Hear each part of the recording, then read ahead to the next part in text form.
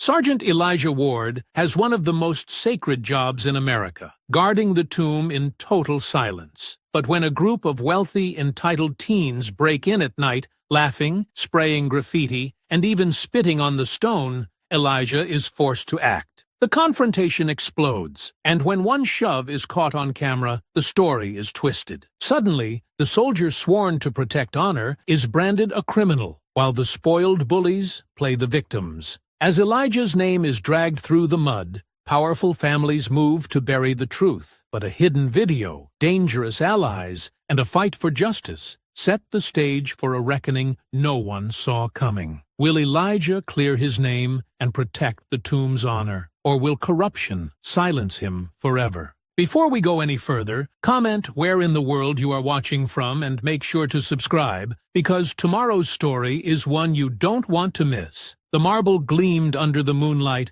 as Sergeant Elijah Ward began his night shift at the tomb of the unknown soldier. His polished shoes clicked against the stone in perfect rhythm. 21 steps, a precise turn, 21 steps back. The ritual was as familiar to him as breathing, but its significance never diminished.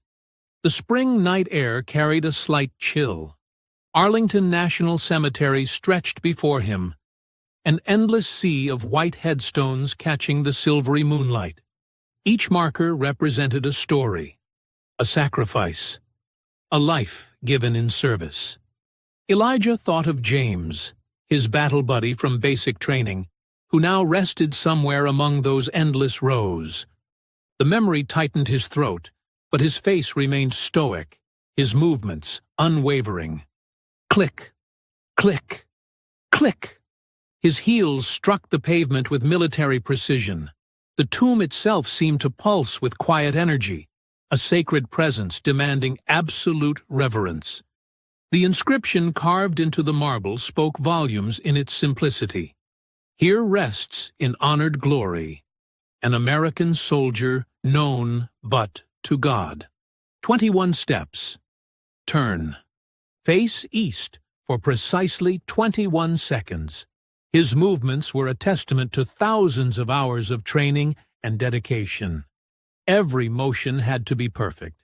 The public expected nothing less. But Elijah knew they expected even more from him specifically. As one of the few black tomb guards in history, he carried an additional weight on his shoulders. The night wind rustled through nearby trees as Elijah continued his meticulous patrol. His ceremonial uniform felt especially heavy tonight, each medal and badge a reminder of the scrutiny he faced. He'd overheard the whispers, seen the lingering stares, felt the unspoken question in visitors' eyes. Did he belong here? But the unknown soldier didn't care about the color of his skin. Death in battle made no such distinctions. Elijah straightened his shoulders, letting his practiced movements speak for themselves. Every step, every turn, every gesture was a statement of belonging, of earned honor. The cemetery's silence wrapped around him like a familiar blanket. This was his 8th year as a tomb guard, and the quiet hours had become a time of reflection. He thought about his grandfather, who'd served in Vietnam but came home to drink himself to death, haunted by memories he couldn't shake. He thought about his mother, who'd pressed his first uniform with tears of pride in her eyes. Click, click, click. 21 steps north. The number wasn't random. It referenced the 21-gun salute, the highest military honor. The night deepened around him as he continued his precise routine. Most people couldn't understand the dedication it took to maintain this level of discipline hour after hour. The uniform alone weighed 20 pounds, but Elijah had learned to move as if it were weightless. His muscles burned with the effort of maintaining perfect form, but he welcomed the sensation. Physical discomfort was nothing compared to the honor of his duty. The cemetery stretched out behind him, a silent city of heroes. Sometimes, in the quietest hours before dawn, Elijah imagined he could feel their presence. All those who'd given everything for their country, watching over his shoulder as he guarded their unknown brother. A sound carried on the wind, faint at first, barely noticeable. Laughter. Footsteps. They echoed from the direction of the cemetery gates, breaking the sacred silence of the night. Elijah maintained his measured pace, but his senses heightened, attuned to the intrusion. Click, click, click. His steps continued, unwavering, as the distant sounds grew closer. Elijah's ears caught the growing sound of drunken laughter and stumbling footsteps. His eyes narrowed slightly, the only break in his perfect composure. Through years of experience, he'd learned to spot trouble before it arrived. These footsteps didn't carry the respectful hesitation of legitimate visitors. 3 figures emerged from the shadows between the headstones. Even in the moonlight, their expensive clothes and careless swagger marked them as privileged youth with no concept of consequence. Beer cans glinted in their hands as they walked, or rather stumbled, toward the memorial plaza. "Check it out," the tallest one called out, his voice carrying too loud across the sacred ground. "It's like a real-life toy soldier." Carter Hayes raised his beer in a mock salute, his designer jacket probably worth more than Elijah's monthly salary. Elijah maintained his precise rhythm. Click, click, click. 21 steps north. The boy's presence felt like a stain spreading across his pristine watch, but his face remained impassive. He'd weathered worse than drunk teenagers. "Hey, Mason, bet you can't do that walk?" Dylan Brooks snickered, holding up his phone to record. His thin face glowed blue in the screen's light. "You know, all robot-like." Mason Clark, broad-shouldered and moving with the clumsy confidence of the drunk, attempted an exaggerated march. His heavy steps echoed wrongly against the stone. "Look at me, I'm a fancy guard." He stumbled, catching himself with a laugh that seemed to pierce the night's solemnity. An empty beer can clattered across the plaza. The sound made Elijah's jaw clench, but his steps never faltered. Turn. Face east.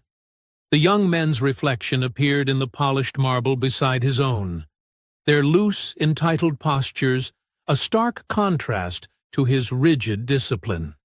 "Do you think he's even real?" Carter walked closer, peering at Elijah like he was an exhibit in a museum. "Hey, man, you can drop the act. Nobody's here but us." His words carried the casual arrogance of someone who'd never been told no in his life. 21 steps south. Elijah's fingers tightened imperceptibly on his rifle. He'd seen their type before. Children of wealth and influence who viewed the world as their personal playground. But this was no playground.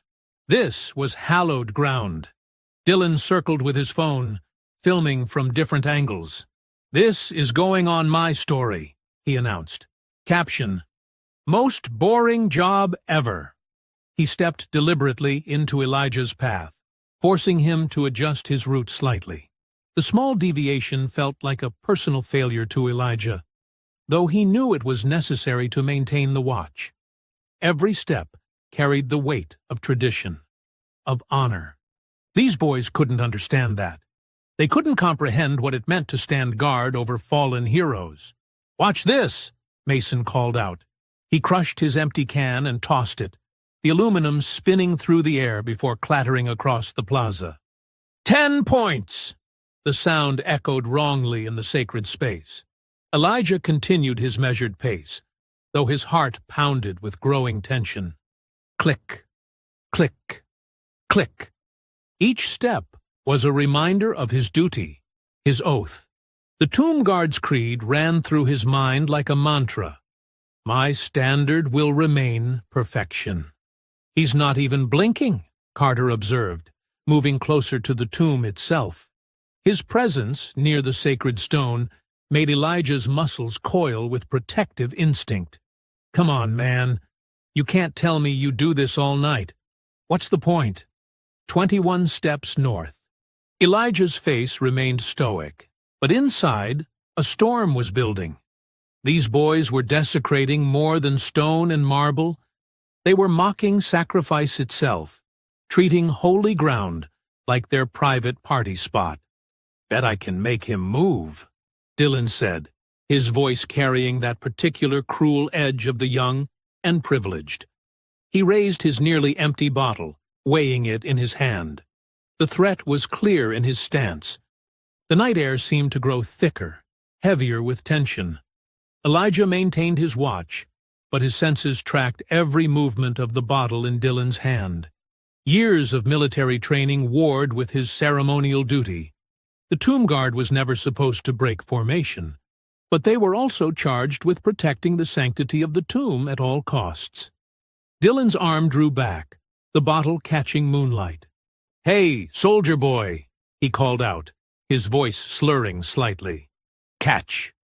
The glass arced through the air, spinning end over end toward the white marble of the tomb. Time seemed to slow as Elijah faced his impossible choice: maintain the sacred ritual that defined his duty, or break formation to protect the very thing he was sworn to guard.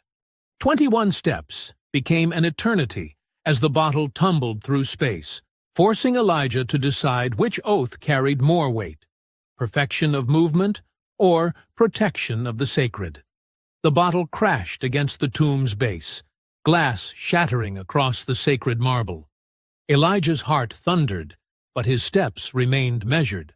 Each footfall felt like betrayal now, staying silent while these entitled boys desecrated everything he'd sworn to protect. "Boring," Carter announced, his voice thick with alcohol and contempt. He reached into his expensive jacket, pulling out something that made Elijah's blood run cold: a can of spray paint. "Let's give this place some color." The first hiss of aerosol cut through the night like a knife. Neon paint splashed across the pristine white marble, forming crude letters. Carter's unsteady hand turned the sacred monument into his personal canvas. "My turn!" Mason grabbed for the can, nearly dropping it in his drunken state. More paint sprayed wildly, defacing the solemn inscription that had stood watch over fallen heroes for generations. Something inside Elijah finally snapped. The sacred rhythm of 21 steps dissolved as he stepped out of formation, his boots striking the stone with purpose. "Stop immediately," he commanded, his voice carrying the full weight of military authority. "You are defacing a national monument. Leave now." Carter turned, surprise flickering across his face before morphing into a smirk. "Oh, look, the robot speaks." He tossed the spray can to Dylan, who caught it one-handed while still filming. "What's wrong, toy soldier? Don't like our art?" "This is hallowed ground," Elijah stated, each word precise and controlled, despite the rage building in his chest. "You will leave. Now." His grip tightened on his rifle, though he kept it in ceremonial position. "Hallowed ground?" Mason mimicked, swaying slightly. "It's just a big rock, man. Lighten up." He stumbled closer to Elijah, alcohol fumes heavy on his breath. "What are you going to do about it anyway?"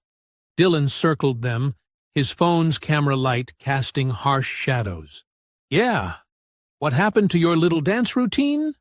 21 steps this way, 21 steps that way."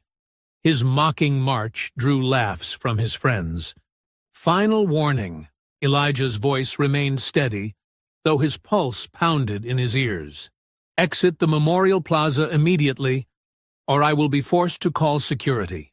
His dark eyes met each of theirs in turn, searching for any sign of conscience or respect. "Or what?" Carter stepped forward, invading Elijah's space. "You'll march us to death?" His confident sneer spoke of countless confrontations where money and influence had shielded him from consequences. "Go back to your robot routine." "Better listen to him," Mason added with a cruel laugh. "Daddy's probably got the whole cemetery board on speed dial." He turned to his friends.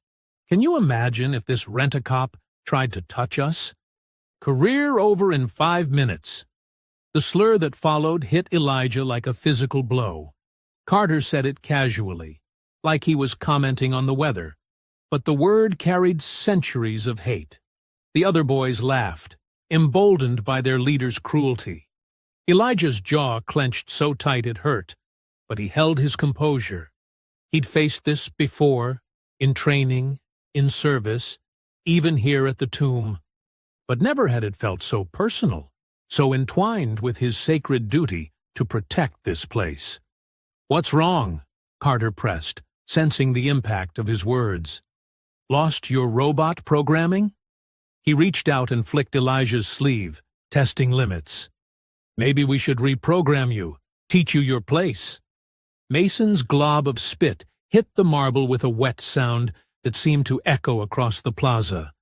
The desecration was deliberate, calculated, a direct challenge not just to Elijah, but to everything the tomb represented. Something deeper than training, deeper than discipline, finally broke.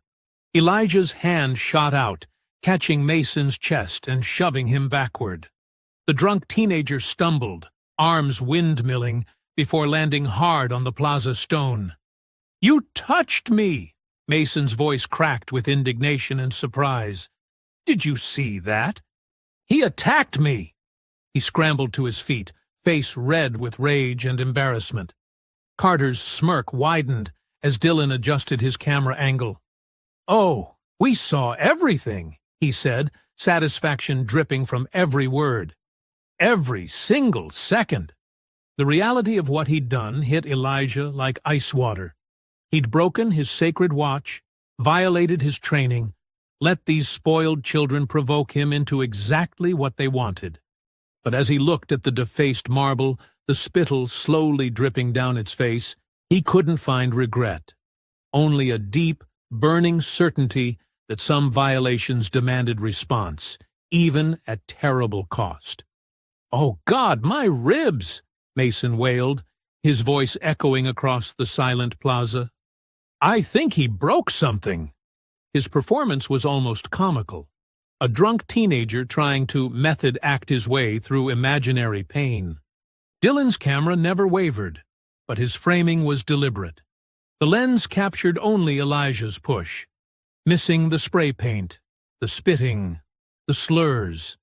Each second of footage was carefully curated to tell their twisted version of events. "You okay, buddy?" Carter knelt beside Mason, barely concealing his grin. His voice carried just the right note of concern. Practiced, performative. That was a really hard hit. "Maybe we should call an ambulance?" Mason groaned louder, rolling from side to side. "It hurts so bad." He peeked through his fingers at Dylan, making sure the camera caught his performance. "I can't believe a guard would do this." "Keep going," Carter whispered, patting Mason's shoulder. "Make it look good." Then louder, for the camera. "Someone in authority attacking innocent teenagers? This is serious!" Elijah stood rigid, anger and frustration burning in his chest. Every military instinct screamed at him to maintain discipline, but he couldn't let them walk away. "Show me your identification, all of you. Now." Carter laughed, the sound sharp and mocking.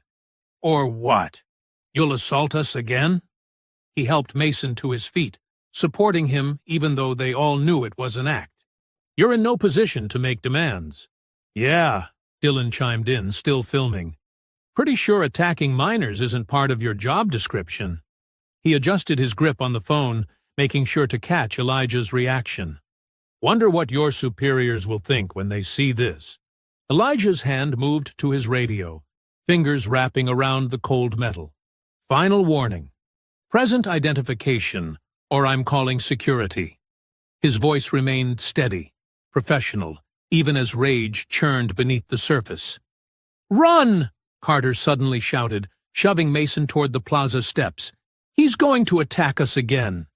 The three boys scattered like startled birds, their laughter trailing behind them.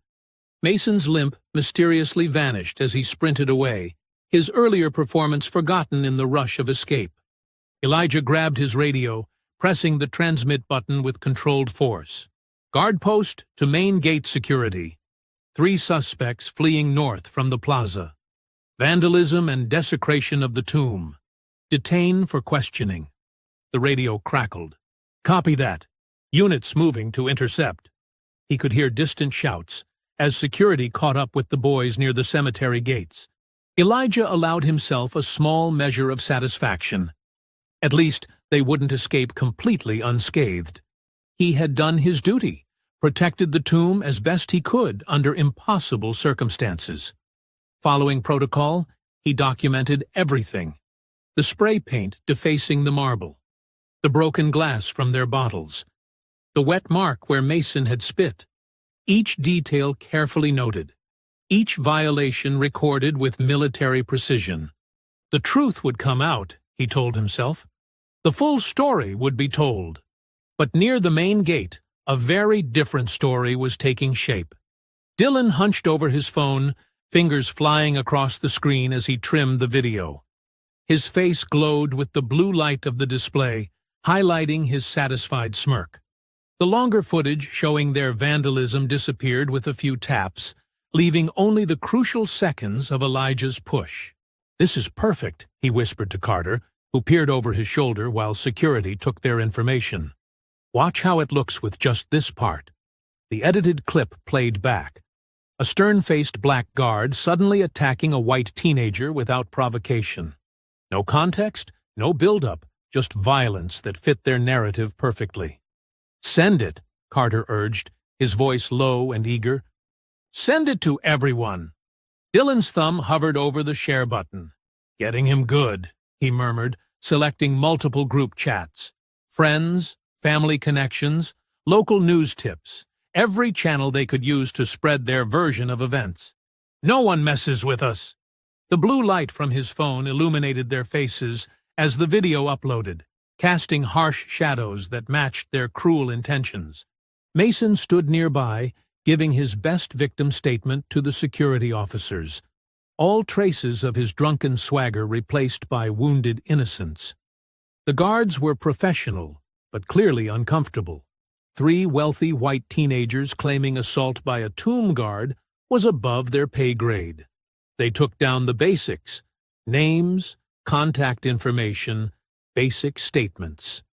But their hesitation was obvious, their uncertainty about how to handle the situation playing across their faces. Carter watched the security officer's discomfort with familiar satisfaction. He'd seen that look before. Adults realizing that crossing kids with powerful parents could end careers. His father's influence cast a long shadow. Even here. "Videos going viral," Dylan reported quietly, watching the first shares and reactions roll in. "My cousin at the news station already wants the footage." Mason rejoined them, dropping his victim act now that the security officers had moved away. "Did you see their faces?" he snickered. "They have no idea what's coming." "Neither does our toy soldier," Carter added, glancing back toward the plaza where Elijah continued his watch. "No idea at all."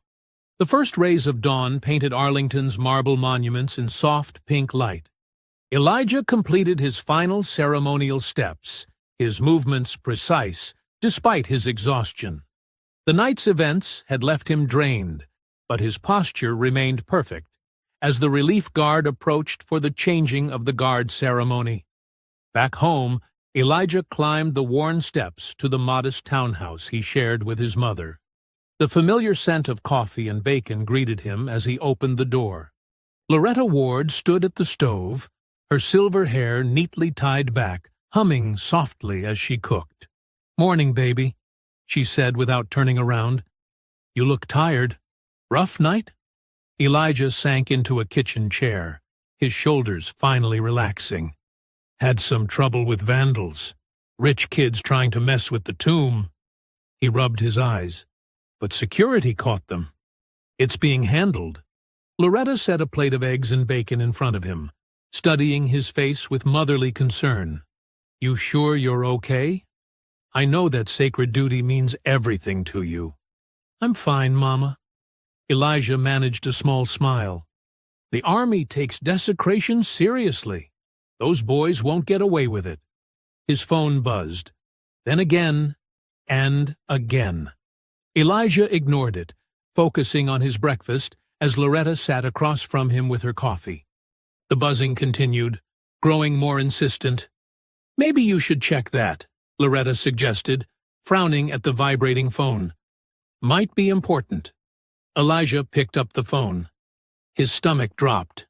Dozens of missed calls, hundreds of notifications, messages from his commanding officer, fellow guards, friends, and everywhere, a video thumbnail showing him shoving Mason.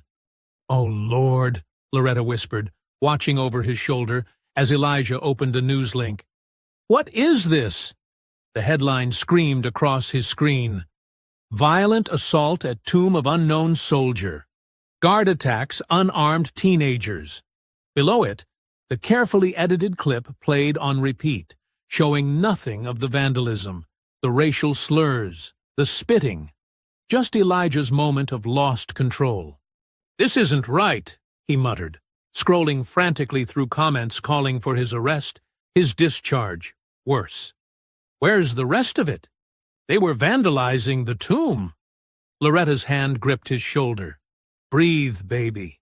We'll figure this out." His phone rang, his commanding officer. Elijah answered, standing straight despite being home. "Sergeant Ward speaking, sir." "Ward, what the hell is going on?" The colonel's voice crackled with barely contained fury. "I've got 3 sets of wealthy parents threatening lawsuits, news stations calling for comments, and a viral video of one of my guards assaulting civilians." "Sir, I can explain. They were vandalizing the—" "Save it for the investigation. Stay put at your residence. That's an order." The line went dead. Elijah stared at his phone, then at his mother's worried face. "Mama, I know, baby." She pulled him into a hug, like she had when he was small. "I know you did what was right." Outside, a news van pulled up. Then another. Reporters gathered on their small lawn, cameras pointed at the house. Neighbors peeked through curtains, whispering and pointing. Loretta's jaw set in a determined line. "Don't you pay them any mind. Let me make you some more coffee." A heavy knock cut her off. Through the front window, they could see military police vehicles parked alongside the news vans. "No," Loretta whispered. "They wouldn't dare." Another knock, harder. "Sergeant Ward! Military police! Open up!" Elijah straightened his shoulders, squaring them like he did at the tomb. "It's okay, Mama. They'll sort this out." He opened the door. 2 MPs stood on the porch, stone-faced. Behind them, cameras flashed, and reporters shouted questions. "Sergeant Elijah Ward?" The senior MP held up a warrant. "You're under arrest for assault and conduct unbecoming. Please turn around and place your hands behind your back." Loretta pushed forward. "This is ridiculous! My son serves with honor. He protects our fallen soldiers." "Ma'am, please step back." The MP moved between them as his partner cuffed Elijah. The handcuffs clicked shut. Cameras captured every moment.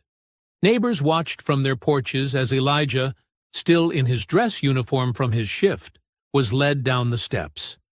"It's okay, Mama," he called back, keeping his head high. "Call Reverend Jackson. He'll know what to do." Loretta stood in the doorway, tears streaming down her face, but her spine straight and proud. "Hold your head up, baby. God sees the truth." The MPs guided Elijah into the back of their vehicle. Through the window, he watched his mother grow smaller as they drove away, her dignified silhouette framed in the doorway of their home. The home he'd bought with his guard's salary. The home he'd promised would always be a place of pride. As the vehicle turned the corner, the last thing he saw was a reporter shoving a microphone in his mother's face, and the way she turned away, refusing to give them the reaction they wanted. Even in crisis, Loretta Ward maintained her dignity, just as she'd taught him to do.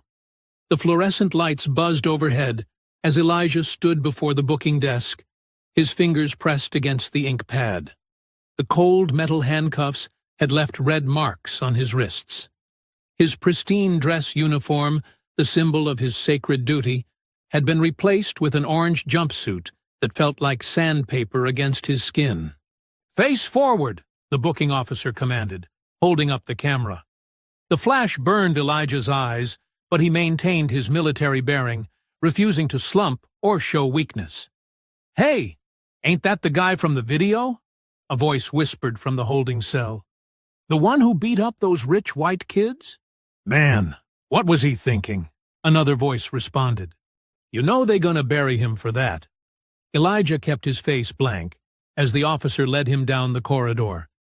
Their footsteps echoed off concrete walls covered in cheap institutional paint. Other inmates pressed against their cells to stare at him, some with sympathy, others with sneers. The cell door clanged shut behind him. Elijah sat on the thin mattress, his hands clasped between his knees, trying to maintain the discipline that had defined his life. But in the quiet of the cell, the night's events played on repeat in his mind.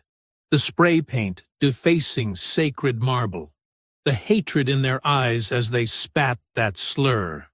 The satisfying feel of shoving Mason back, followed instantly by the knowledge that he'd broken his sacred oath of discipline. 21 steps. 21 seconds. A ritual he'd performed thousands of times, destroyed in one moment of human weakness. First time in the joint? A gravelly voice broke through his thoughts. Elijah looked up to see an older white man with steel-gray hair being led into the cell. Despite his age, he carried himself with military bearing that Elijah recognized instantly.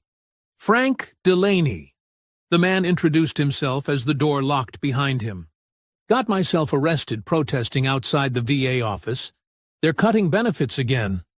He settled onto the opposite bunk with a grunt.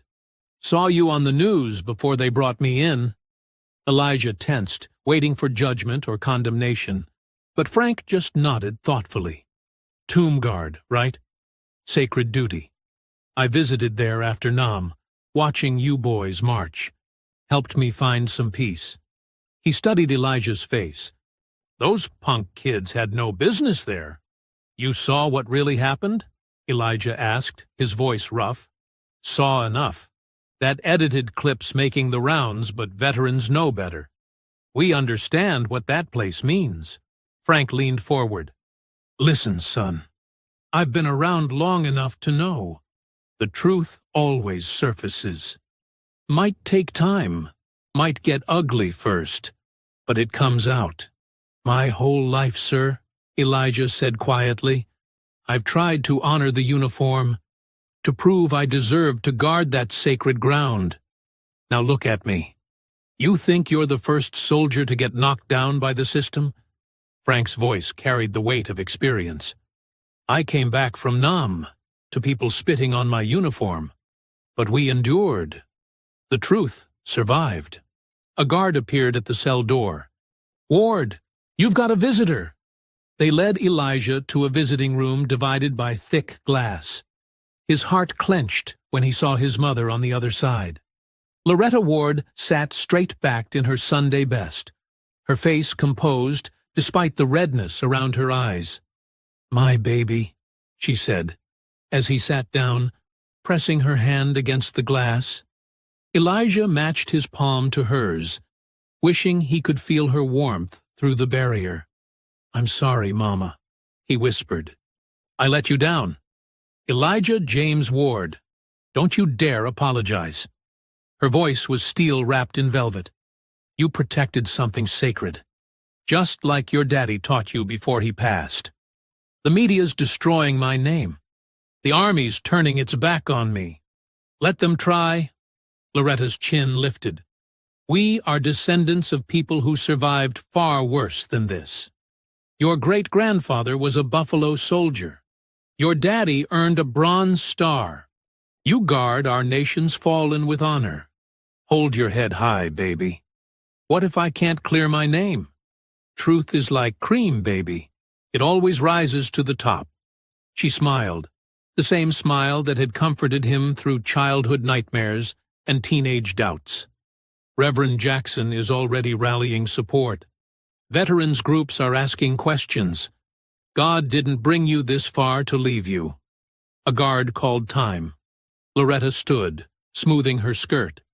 I raised you to stand tall in the face of injustice. Remember who you are, Sergeant Ward.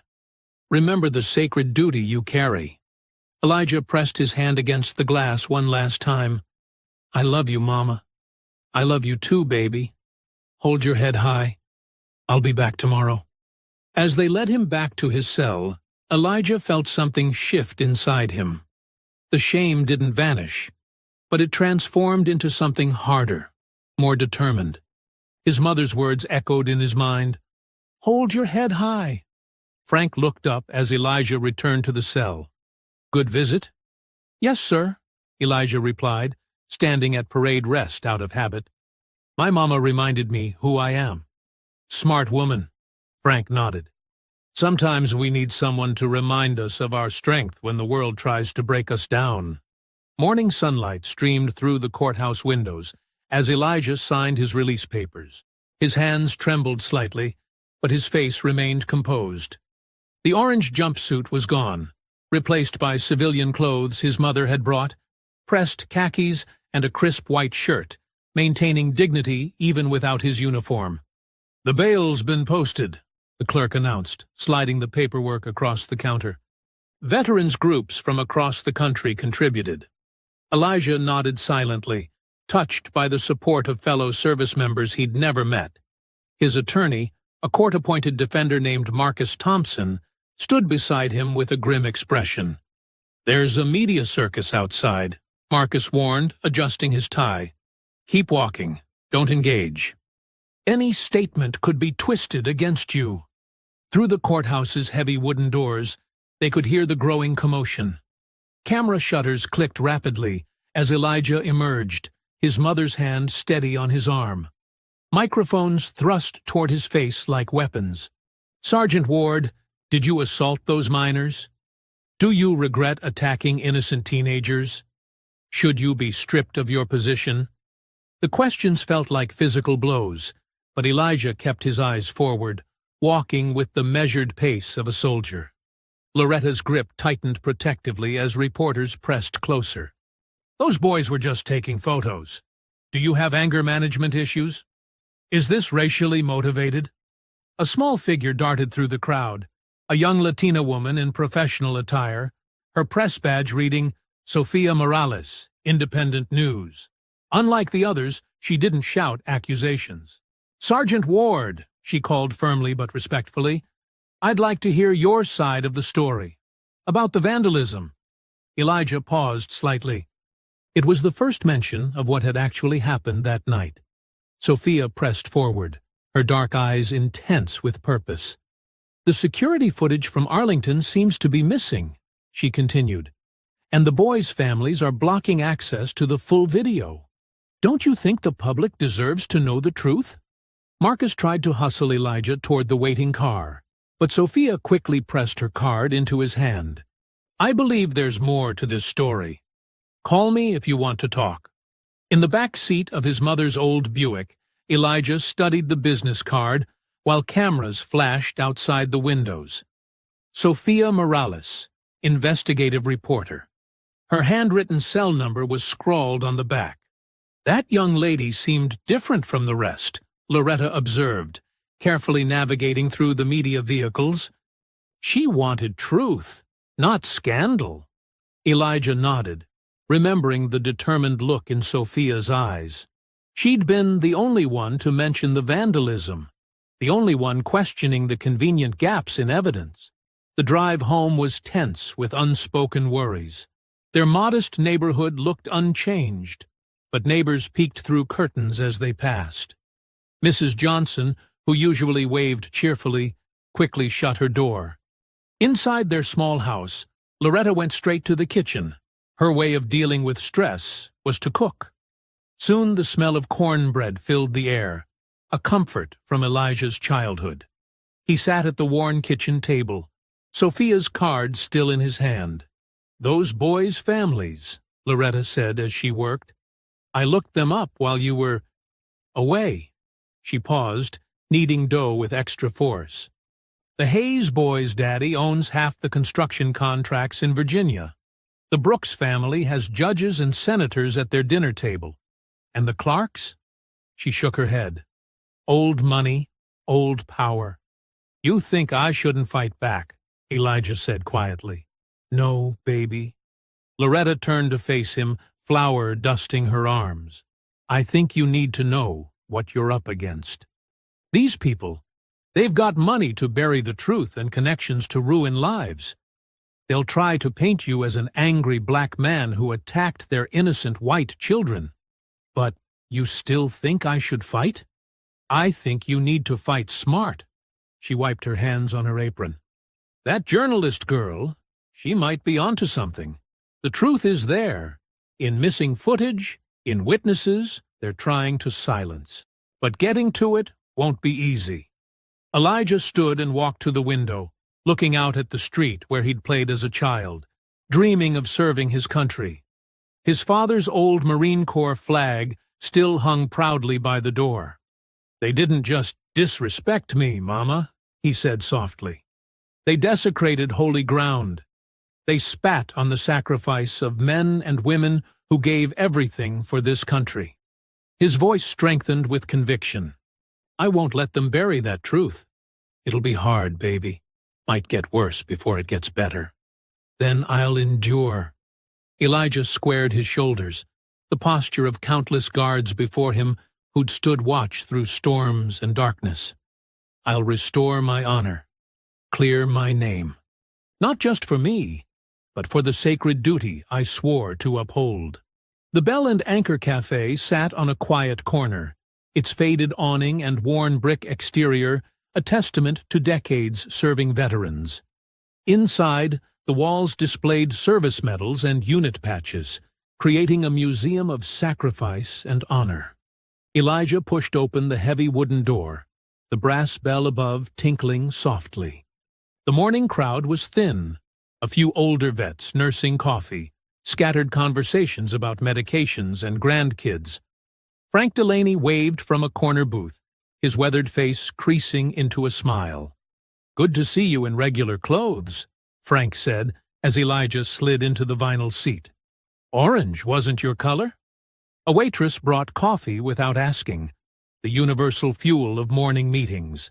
Steam rose between them as Frank studied Elijah's face. You holding up okay, son?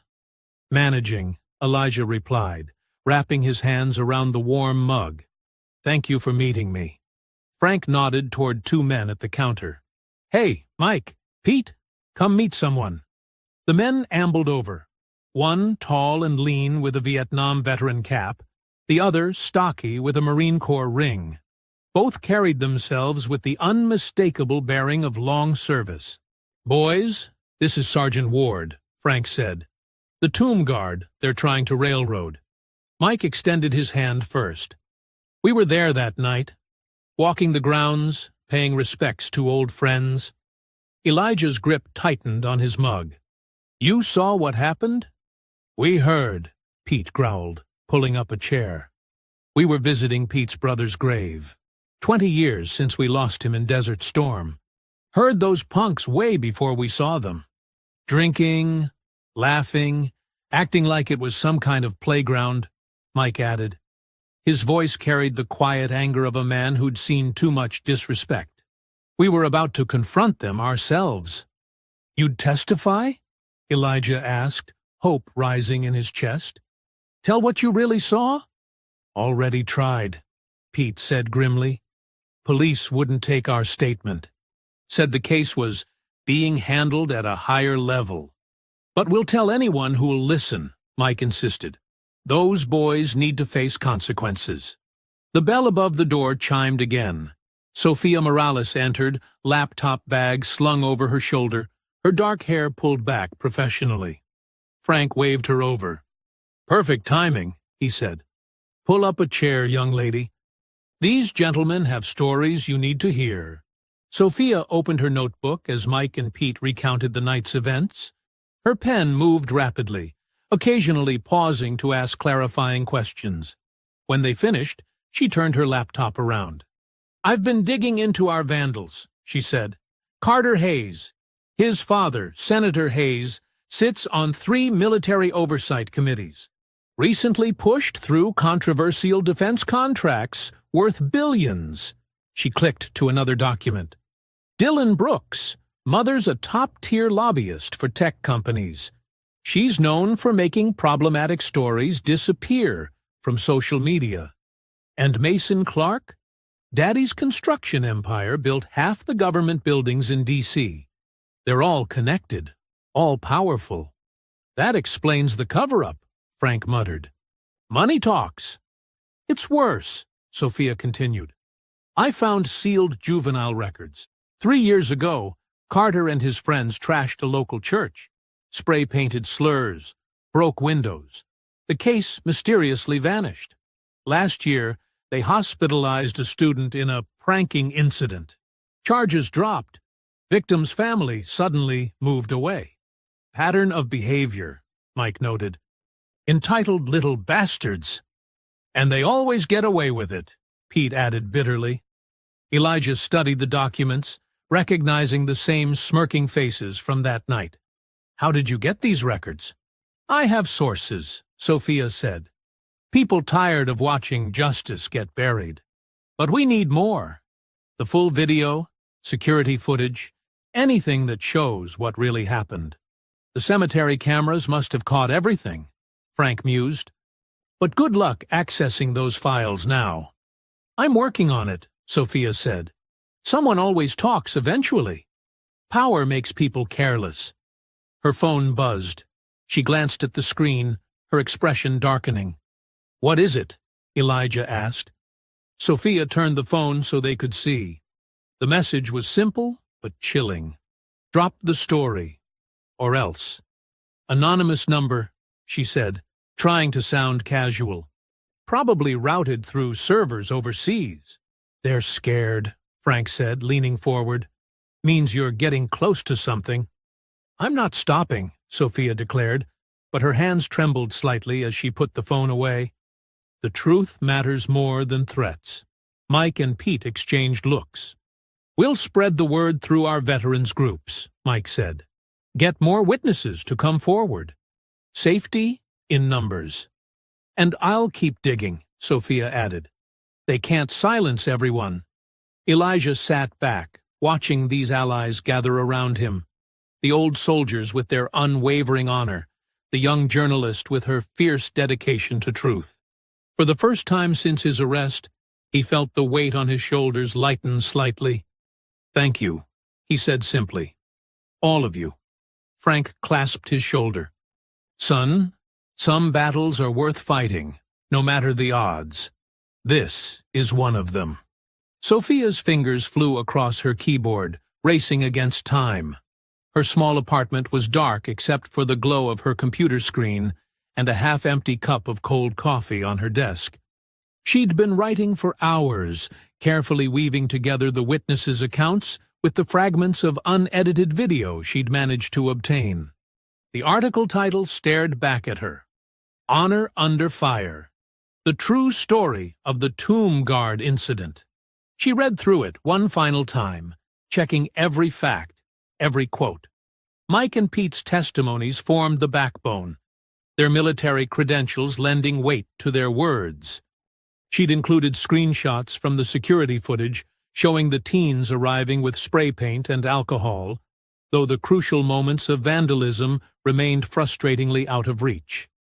Sophia hit publish at 3 a.m., then shared the link across her social media networks. Within minutes, the first shares appeared. By dawn, her phone wouldn't stop buzzing. Did you see? She texted Elijah. It's going viral. The real story this time. Elijah sat at his kitchen table, reading the article on his mother's tablet. Loretta peered over his shoulder, her hand resting protectively on his back. Sergeant Ward's actions that night weren't those of aggression, but of sacred duty. He read aloud. Multiple witnesses confirmed the teens' deliberate provocation and vandalism of one of our nation's most hallowed monuments. The story spread like wildfire through veterans groups and military families.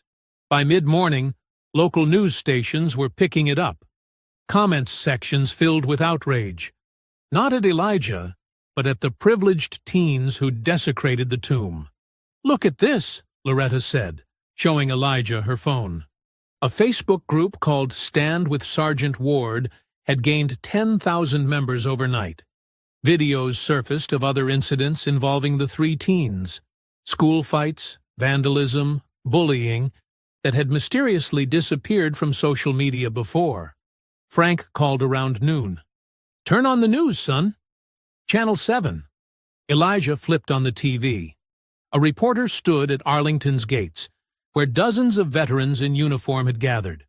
Many held signs, "Protect our monuments," and "Justice for SGT Ward." The camera panned across families of fallen soldiers joining the crowd, their gold star pins glinting in the sunlight. "The response has been overwhelming," the reporter said. Veterans organizations from across the country are demanding a full investigation into both the vandalism and the apparent cover-up that followed. More people arrived throughout the day.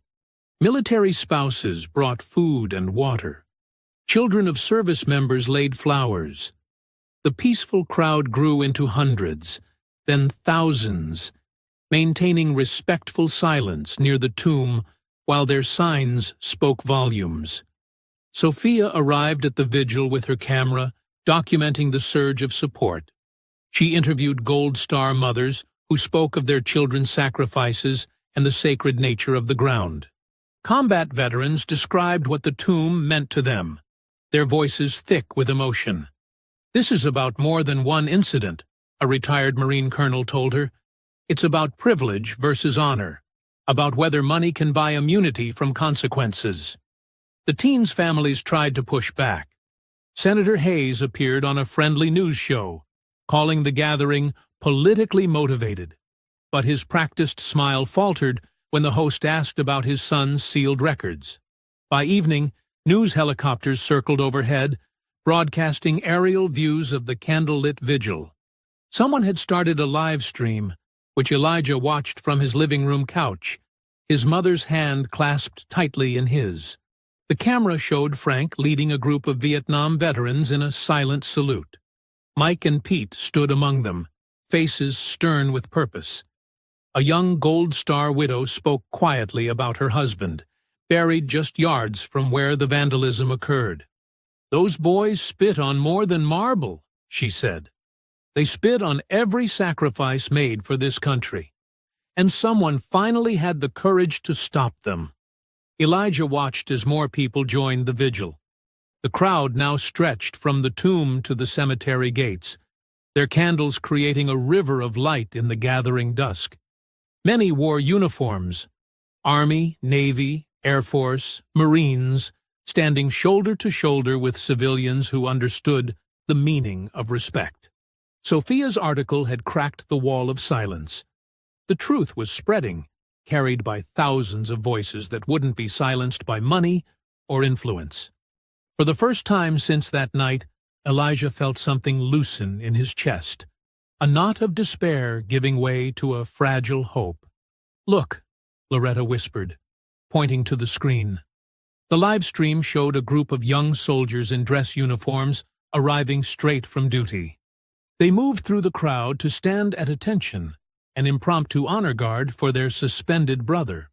Elijah touched the screen, his finger tracing the familiar paths he'd walked so many times, the sacred ground he'd sworn to protect. The crowd held their candles higher, light pushing back the darkness, truth challenging power. A notification popped up on his phone. Another message from Sophia. "This is just the beginning. The truth is getting harder for them to bury." He watched the vigil continue into the night, each candle a star of hope, each person a reminder that honor still meant something in this world. The fluorescent lights of the newspaper office buzzed overhead as Elijah made his way through the maze of empty desks. It was nearly 8 p.m., but Sophia's desk lamp still glowed in the corner. She sat hunched over her computer, her usual confident posture replaced by something more guarded. "Sophia?"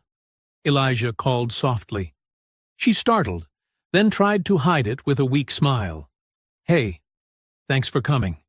Her voice was strained, and dark circles shadowed her eyes. Papers were scattered across her desk. Printouts of emails, social media posts, and what looked like legal documents. "What's wrong?" Elijah asked, pulling up a chair. "The vigil was incredible. The story's getting out there." Sophia rubbed her temples. "That's just it. They're fighting back. Hard." She turned her monitor toward him. On the screen was a new video interview, one of the cemetery's night guards claiming he'd watched the whole incident. "Sergeant Ward was agitated that night," the guard said. "Those boys were just taking photos. He lost control." "That's a lie," Elijah said, his jaw tightening. "That guard wasn't even on duty that night. I remember the rotation." "I know." Sophia pulled up more windows. "They've got 3 more witnesses saying the same thing, all with perfect credentials, all telling the exact same story. And look at this." She opened her email, showing him dozens of messages from her editor. "They're calling my reporting biased, saying I manipulated quotes, coached witnesses." Elijah leaned forward to read. Each email was more demanding than the last, questioning Sophia's sources, her methods, her integrity. The latest one was marked Urgent Retraction Demand. "Senator Hayes's lawyers sent that an hour ago," Sophia said. "They're threatening to sue the paper. My editor's freaking out." "Can they do that? When we have proof?" "Money talks." Sophia's voice was bitter. "The security footage we needed? Suddenly corrupted. The maintenance logs showing the graffiti cleanup? Missing. And your reinstatement hearing?" She met his eyes. "It's been postponed indefinitely." Elijah's stomach dropped. "What?" "Some bureaucratic excuse about pending investigation materials. They're burying it in red tape." She ran a hand through her hair. "And it gets worse. Mike and Pete? Both got calls suggesting their VA benefits might need review. Frank's protest arrest from last month? Suddenly, they're pushing for maximum penalties." A wave of guilt washed over Elijah. "They're going after everyone who spoke up for me, including me." Sophia's voice wavered slightly. She pulled out her phone, showing him a series of texts from unknown numbers. Threats, explicit and detailed. "My apartment's been watched. Someone followed me to work today." Elijah's hands clenched. "Have you called the police?" "They said there's not enough evidence to act on." She laughed hollowly. "Just like they said about the vandalism." A notification pinged on Elijah's phone. His mother had sent a photo, a plain white envelope that had been left on their doorstep. Inside was a single sheet of paper with a typed message. "Drop it, or lose everything." "They sent one to my mom, too," he said quietly. Sophia's eyes flashed with anger. "They think they can scare us into silence, like they've done before." She pulled up more files, other incidents involving the 3 teens, other victims who'd been pressured into dropping charges. This is their playbook. Intimidate, discredit, bury the truth under money and influence.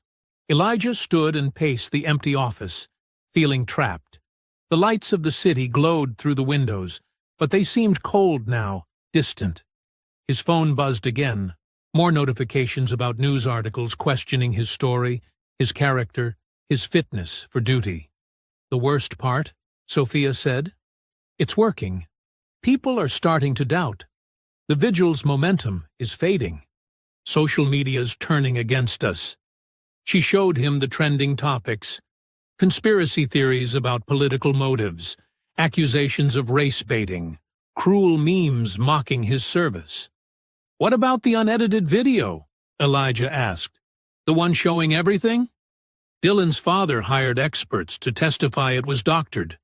They're claiming we fabricated evidence." Sophia's voice cracked slightly. "I'm sorry, Elijah. I thought truth would be enough." Elijah nodded slowly, his throat tight. I should go. It's late.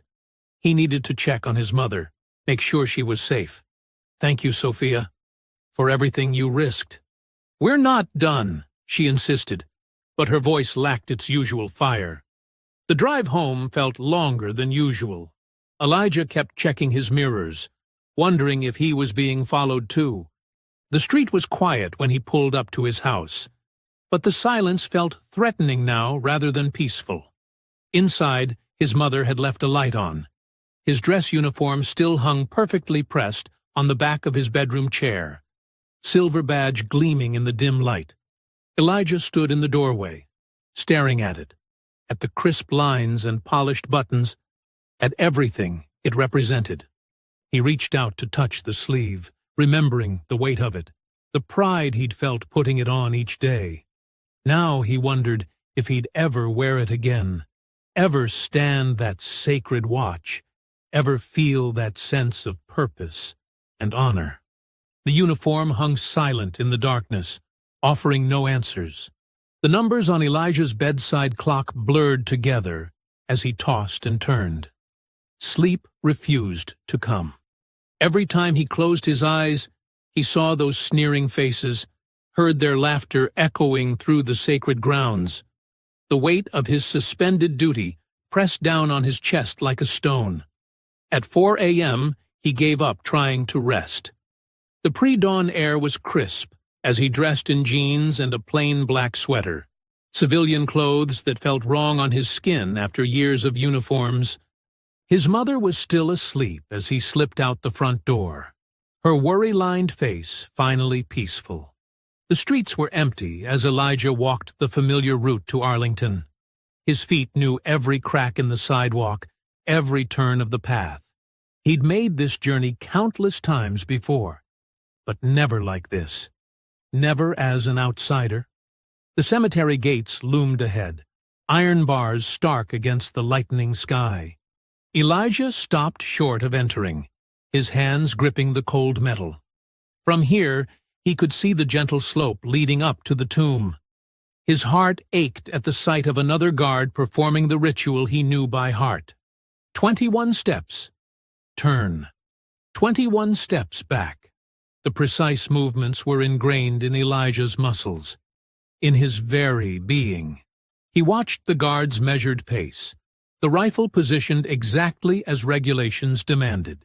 The morning light caught on polished brass and pristine wool. An older couple walked past him through the gates, the woman carrying flowers. They gave him a wide berth, eyes flickering with recognition before quickly looking away. Elijah's jaw clenched. Just days ago, visitors had watched him with respect, even awe. Now he was someone to fear, to avoid. The guard changed shifts as the sun crept higher. Elijah stayed rooted in place, unable to tear himself away. Each click of heels, each precise movement of the changing of the guard ceremony twisted something deeper in his chest.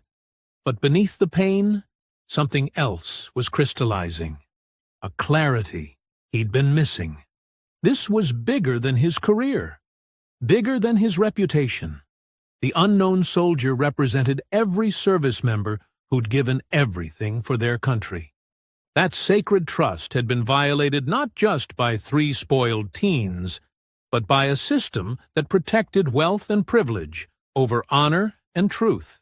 "Thought I might find you here," a gruff voice said behind him.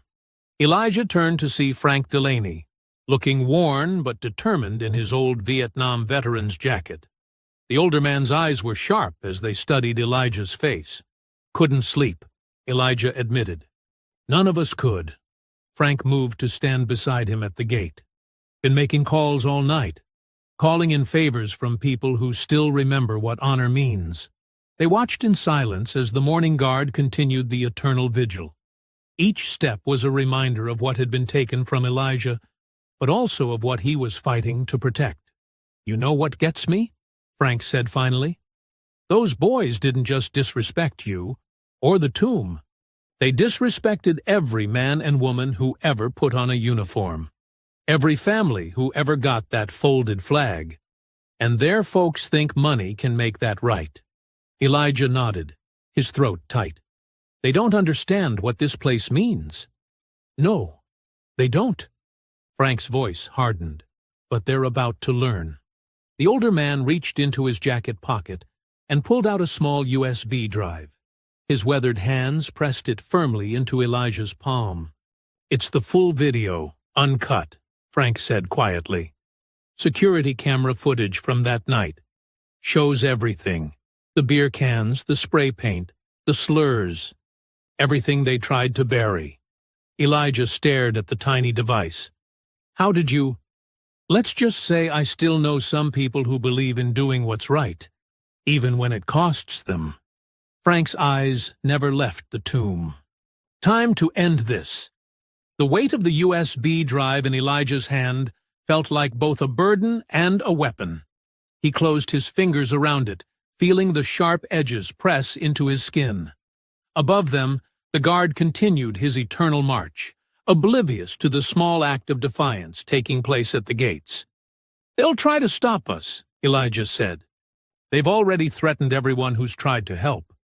Let them try. Frank's voice carried the steel of a man who'd faced worse odds. Some things are worth fighting for. Some truths need to be told, no matter the cost. The sun had fully risen now, painting the marble of the tomb in soft golden light. Elijah watched as another visitor placed a small American flag at its base. Even now, even with all the controversy, people still came to pay their respects, still remembered what this place stood for. He straightened his shoulders, feeling a familiar resolve settle over him. The USB drive in his hand might be small, but its contents could shatter the wall of lies they'd built. The truth was, finally, within reach. Sophia's cramped office buzzed with tension as she connected the USB drive to her computer. Empty coffee cups littered her desk, evidence of another sleepless night. Elijah leaned forward in his chair, hands clasped tightly, as the video player opened. Are you ready? Sophia asked, her finger hovering over the play button. Elijah nodded. Show me everything. The footage was crystal clear, captured by Arlington's security cameras. The timestamp showed 2:17 a.m. 3 figures stumbled into view, their expensive clothes and casual swagger unmistakable. Carter Hayes took a long drink from his beer can before tossing it onto the sacred ground. Look at the robot! Dylan Brooks's voice rang out clearly. Think he's real, or just a statue? Sophia's jaw clenched as she watched. The uncut footage showed everything the boys' edited version had hidden. Mason Clark produced the spray paint from his jacket. The metallic rattle picked up by the camera's microphone. This part, Elijah said quietly, pointing to the screen. This is when I first heard them coming. They watched as the teens escalated their taunts, their voices growing louder. Beer cans clattered across the pavement. The camera caught every moment of their deliberate disrespect. Got the robot mad yet? Carter jeered on screen. Maybe he needs some color on his precious tomb. The spray paint hissed as it marked the white marble. Sophia glanced at Elijah, seeing the pain in his eyes as he relived the moment. On screen, his uniformed figure finally broke formation, stepping forward with military precision. You will cease this desecration immediately, Screen Elijah commanded. Oh, it talks. Mason laughed. What's wrong, robot? Don't like our redecorating? The racial slur that followed made Sophia flinch. The camera caught it clearly, along with the ugly sneer on Mason's face as he spat on the tomb's surface. Only then did Elijah move, pushing Mason back with controlled force. Nothing like the violent assault their edited clip had portrayed. Pause it, Elijah said hoarsely. Sophia stopped the playback, giving him a moment to collect himself. This changes everything, she said, already pulling up her draft article. The timestamp proves it wasn't edited or doctored. The audio is pristine. Their whole narrative falls apart. Elijah stared at the frozen image. Will people believe it? After everything their families have done to control the story? They'll have to.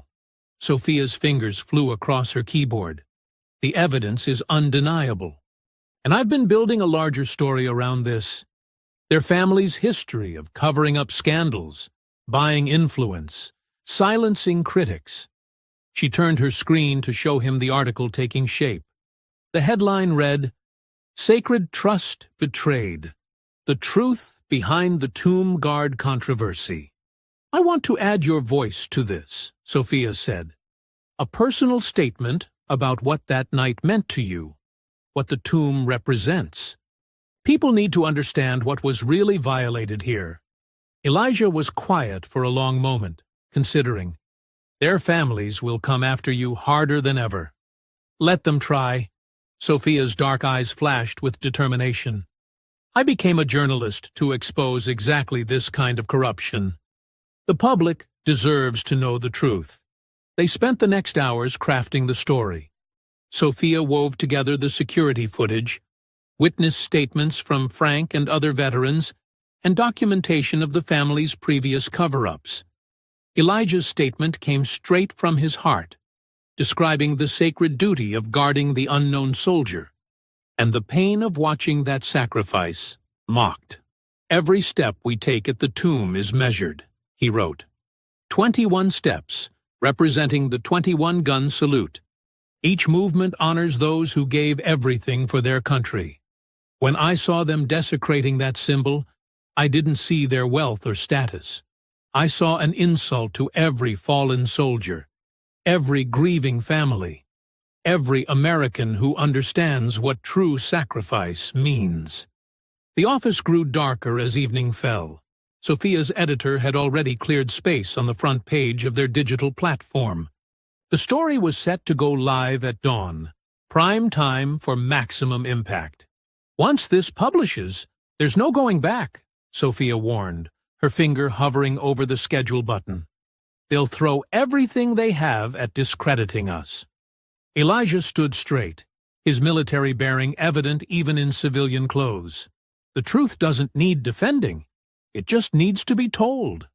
Sophia nodded and pressed the button. The article was locked in, set to explode across the internet in just a few hours. She saved multiple backups of the footage and article, storing them in secure locations. "Now we wait," she said, checking the time. 6 hours until dawn. 6 hours until the truth they'd fought so hard to expose would finally see light. Elijah looked out her office window at the darkened city. Somewhere out there, 3 privileged boys and their powerful families had no idea what was coming. For the first time since that night at the tomb, he felt the weight on his shoulders beginning to lift. The sun crept over Washington, D.C.'s horizon as Sophia's article went live. Within minutes, notifications began flooding her phone. She sat in her office, having never left, watching the view counter explode. "It's happening," she told Elijah, who had dozed off in a chair. He blinked awake, immediately alert. The uncut security footage played on every major network. Anchors spoke in grave tones about the shocking revelation and deliberate manipulation of the original narrative. Social media erupted with fury as people shared the video, their comments a tidal wave of outrage. Tomb Guard justice started trending. Then, Arlington disgrace. Within an hour, both were in the top spots nationwide. Elijah's phone rang. It was Frank. "Turn on CNN," the old veteran said gruffly. They switched on Sophia's office TV. A panel of veterans was discussing the footage, their faces tight with controlled anger. A retired general spoke directly to the camera. "What we witnessed in this video isn't just vandalism. It's an attack on everything Arlington represents." Outside the cemetery gates, crowds began gathering spontaneously. People brought flags and flowers, forming an impromptu vigil that grew by the minute. Military families stood shoulder to shoulder with civilians. Some wept openly, watching the footage on their phones. "Look at this," Sophia said, showing Elijah her laptop. Veterans organizations across the country were releasing statements demanding immediate action. The American Legion called it a disgrace that demands the strongest possible response. The VFW announced plans for nationwide demonstrations. The story spread like wildfire. International news picked it up. Comments poured in from around the world, many from Allied nations' military personnel expressing solidarity with Elijah. At 9 a.m., the Senate Ethics Committee announced an emergency session. Senator Hayes, Carter's father, was notably absent. Reports surfaced that he wasn't answering calls from party leadership. "They're running scared," Frank said when he arrived at Sophia's office, bringing fresh coffee and donuts. "Their usual playbook won't work this time. Can't edit away the truth when everyone's seen it." Sophia's phone buzzed with a text from a contact inside the Justice Department. She read it and looked up, eyes wide. "They're filing charges, federal charges, since it's a national monument, and hate crime enhancements because of the racial slur." The crowds outside Arlington had swelled to thousands. News helicopters circled overhead, broadcasting live footage of the gathering. People held signs reading, "Honor cannot be bought," and "Justice for the unknown soldier." At 10:30 a.m., police cruisers pulled up to the Hayes Mansion in Georgetown. Reporters were already there, cameras rolling as officers approached the door. Through the windows, they could see frantic movement inside. Similar scenes played out at the Brooks and Clark residences. Dylan's mother, the powerful lobbyist, tried blocking the officer's path. "Do you know who I am?" she demanded, her voice shrill on camera. "I'll have your badges." The officers were unmoved. They had their orders, backed by federal warrants. Mason Clark came out fighting, trying to run. Two officers tackled him on his manicured lawn. His father stood in the doorway, for once speechless, as his son was handcuffed. Carter Hayes went quietly, his usual swagger gone. His face was ashen as officers led him to the cruiser. Neighbors filmed on their phones as the boy who thought himself untouchable was placed in the back seat. Dylan Brooks tried claiming the video was fake, that he had proof. The officers ignored his protests. His phone was already being seized as evidence. In Sophia's office, they watched it all unfold on live TV. Frank nodded grimly with each arrest. "Justice comes for everyone eventually," he said. "Even the ones who think they're above it." Elijah remained quiet, his expression unreadable as he watched the boys being taken away. These were the same young men who had mocked him, who had tried to destroy his career and honor. Now they looked small, scared, stripped of their protective bubble of privilege. "Your mother's calling," Sophia said softly, pointing to his buzzing phone. He answered. Loretta was crying, but they were tears of joy. "Baby, you did it," she said. "You stood your ground, and the truth won out." The boys' parents stood helplessly in their doorways, watching their children being driven away. All their money, all their connections, all their power had finally met something it couldn't buy or manipulate. Undeniable truth.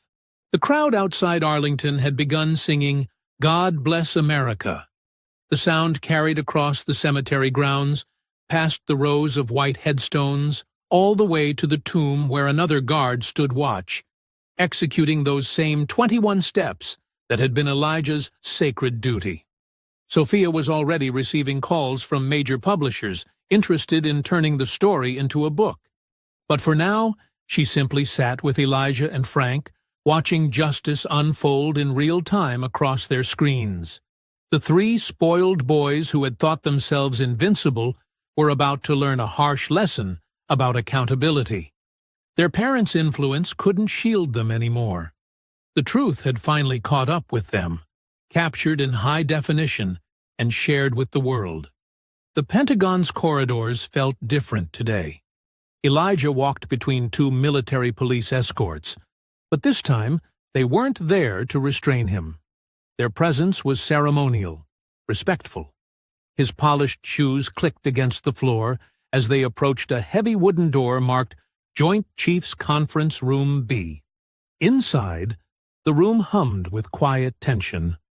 Around a massive oval table sat generals with rows of ribbons on their chests, stern-faced lawmakers, and at the head, the Secretary of Defense himself. Their expressions were unreadable as Elijah stood at attention. "Sergeant Ward," the secretary said, "please be seated." Elijah took the single chair positioned at the table's foot.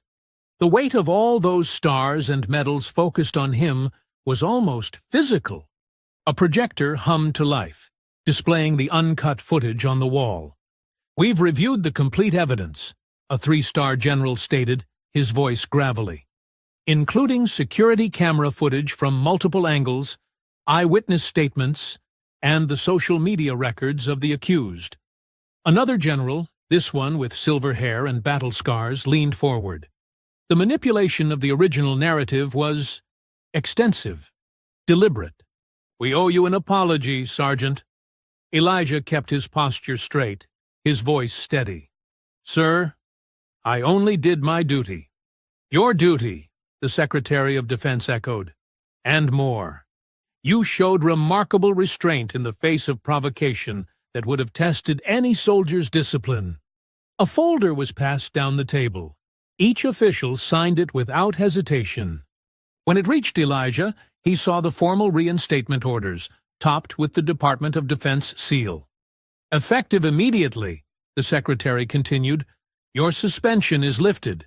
You'll return to your post with full honors and back pay." But they weren't finished. A congressman cleared his throat, sliding another document forward. "The investigation has expanded beyond the initial incident. The families involved—" He paused, choosing his words carefully. "Their attempts to cover this up led us to discover other improprieties. Serious improprieties," added a stern-faced woman Elijah recognized as the Director of Military Intelligence. "Senator Hayes's private communications reveal a pattern of corruption involving defense contracts. Mrs. Brooks's lobbying firm appears to have been laundering bribes through offshore accounts. And Mr. Clark," the congressman continued, "has been using classified information to manipulate government bids. The FBI is involved now." Elijah absorbed this silently. The mighty families that had tried to crush him were facing their own reckonings. Their power, built on corruption, was crumbling. "There's more," the secretary said. He nodded to an aide who opened the conference room door. Frank Delaney entered, wearing his old service medals. Behind him came Sophia Morales, press credentials hanging around her neck. They took seats along the wall, Frank giving Elijah a subtle nod. "Your allies took considerable personal risk," the secretary acknowledged. "Their roles in exposing the truth won't be forgotten." A general pushed a velvet box across the table. Inside was a meritorious service medal. "For upholding the highest standards of duty under extreme duress," he explained. "Sir," Elijah said, "I don't need—" "It's not about need, Sergeant," the general interrupted. "It's about recognition, about showing every soldier that honor still matters." The Secretary of Defense stood, and everyone followed suit. "Tomorrow at Oro 900, there will be a public ceremony at Arlington. You'll be formally reinstated at the tomb, in front of the media and a national audience." Elijah's throat tightened. "Sir, the tomb guard serves in silence. We don't seek attention." "Sometimes," the silver-haired general said softly, "the best way to honor silence is to let the truth ring out. Those boys didn't just attack you, Sergeant. They attacked everything that Post represents. The nation needs to see it restored." The secretary extended his hand. "You've done the unknown soldier proud, Sergeant Ward. Now let's show America what real honor looks like." Elijah shook hands down the line. Generals, lawmakers, intelligence directors. Each grip was firm, each nod respectful. These were no longer people judging him, but equals acknowledging his integrity. Frank caught up with him in the corridor afterward. "Told you the truth would surface," he said gruffly, emotion making his voice rough. Sophia was scribbling in her notepad.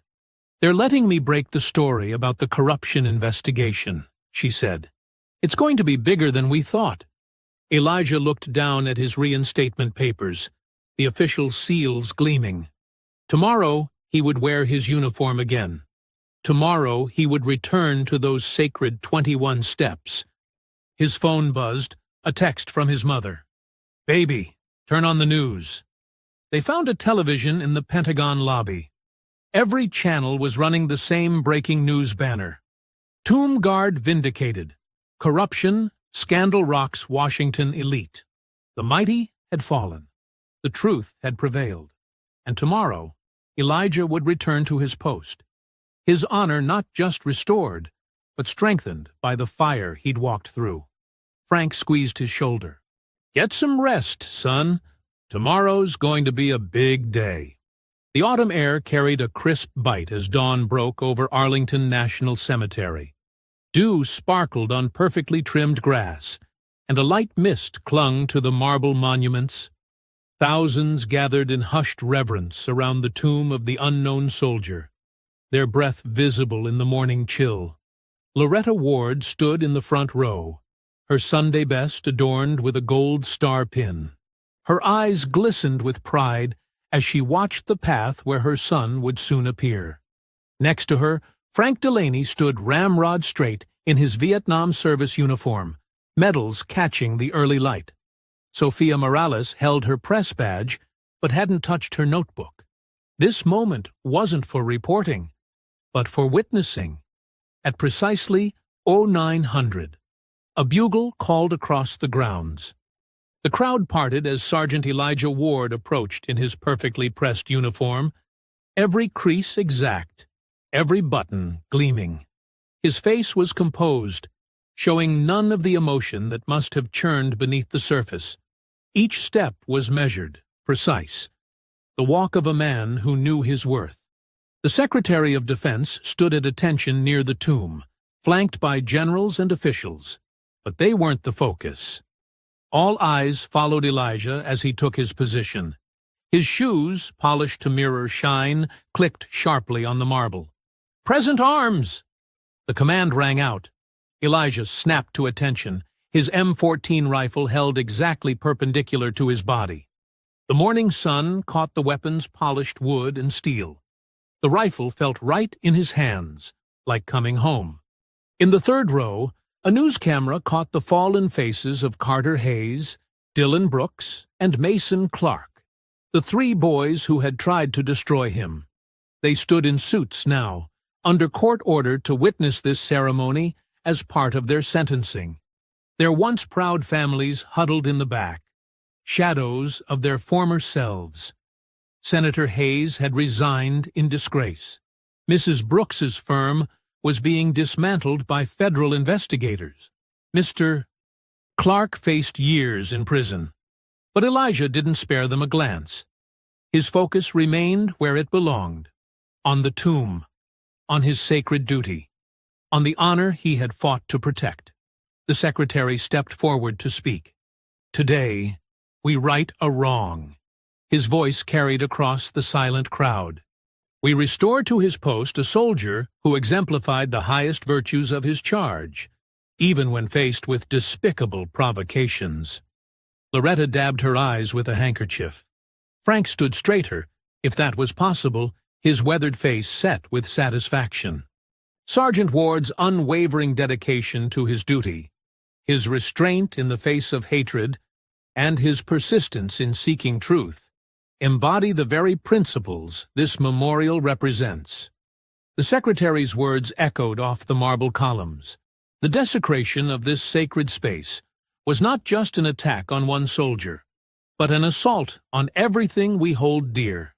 Today, we show that honor prevails, that truth cannot be buried, that justice, though sometimes slow, arrives with certainty. Sophia noticed how the disgraced families flinched at these words.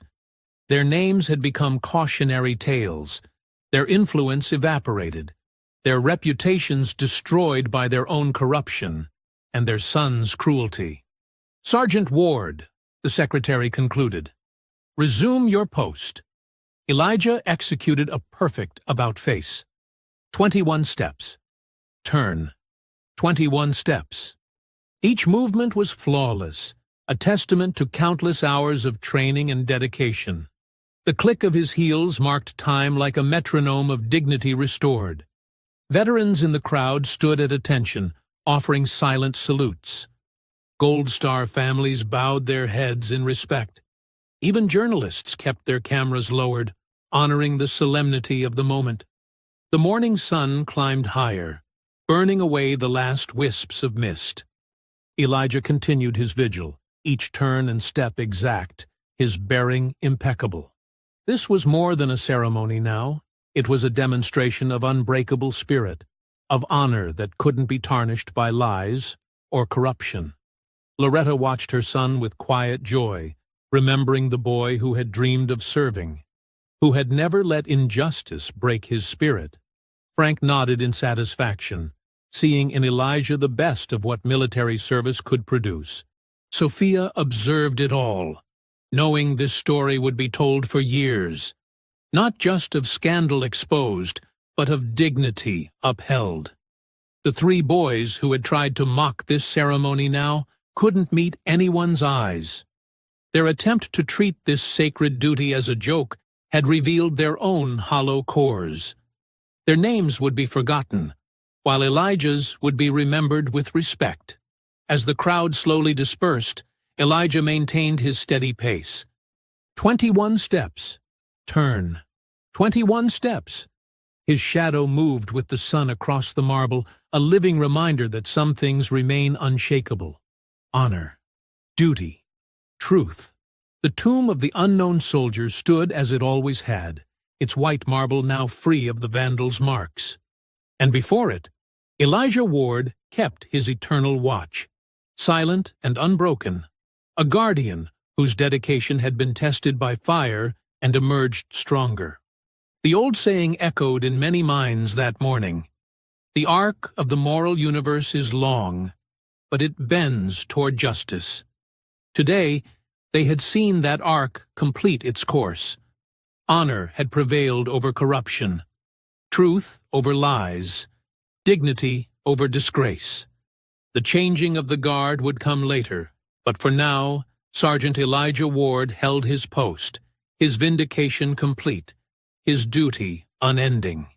In his silence was a power that no amount of wealth or influence could overcome. The power of one person standing firm for what was right.